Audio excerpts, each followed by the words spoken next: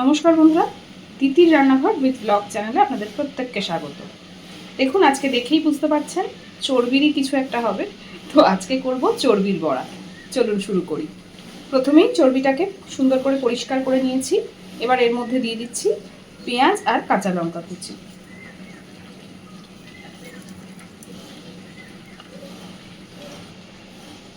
এবার দিচ্ছি 1 চামচ মতো আদা রসুন বাটা।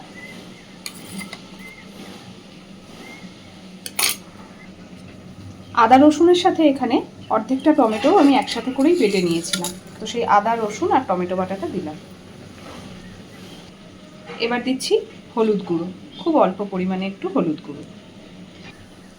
এবার দিচ্ছি পরিমাণ মতো লবণ।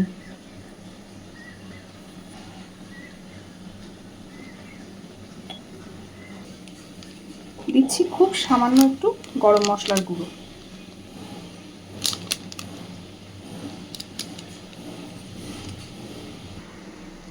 এবার দিচ্ছি পরিমাণ মতো বেসন।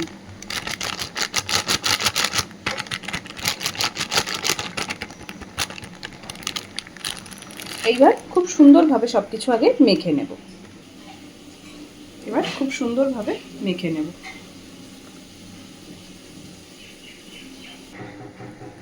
দেখুন, খুব সুন্দরভাবে সবকিছু মেখে নিয়েছি। আমি কিন্তু এই মাখাটার মধ্যে একটুও জলের ব্যবহার করিনি। যে কোনো বড়া ভাজা যত শুকনো শুকনো মাখা হবে ততই সেটা খেতে ক্রাঞ্চি হবে। তো এবার আধা ঘন্টা মতন এটাকে আমি ঢাকা দিয়ে রেখে দেব। তো দেখুন, এদিকে কড়াইতে আমি সাদা তেল গরম করে নিয়েছি। খুব অল্প পরিমাণে তেল গরম করেছি, কারণ চর্বির বড়া ভাজতে গেলে বেশি তেলের প্রয়োজন হয় না। এবার আমি চর্বির পিসগুলোকে দিয়ে দিচ্ছি।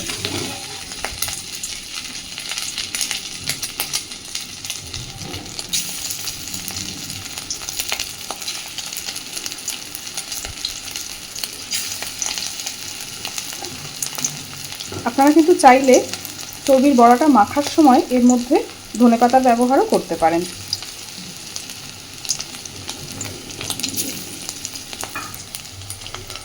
এক পিঠ সুন্দরভাবে ভাজা হয়ে গেছে।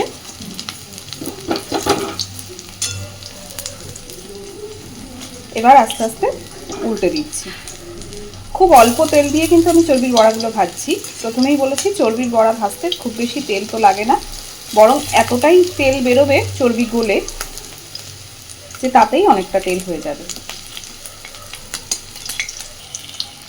দেখুন, এই বড়াগুলো সুন্দর ভেজে নিয়েছি। এবার এগুলো তুলে নিচ্ছি। এইভাবেই আমি বাকি সমস্ত বড়াগুলোও ভেজে নেব। তো দেখুন, সব কটা বড়া আমি ভেজে নিয়েছি।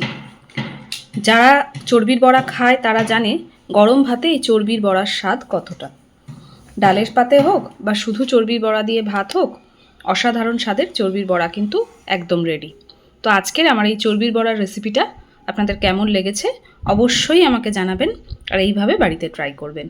আর প্লিজ আমার চ্যানেলটাকে লাইক, শেয়ার এবং সাবস্ক্রাইব করে আমার পাশে থাকবেন। ধন্যবাদ।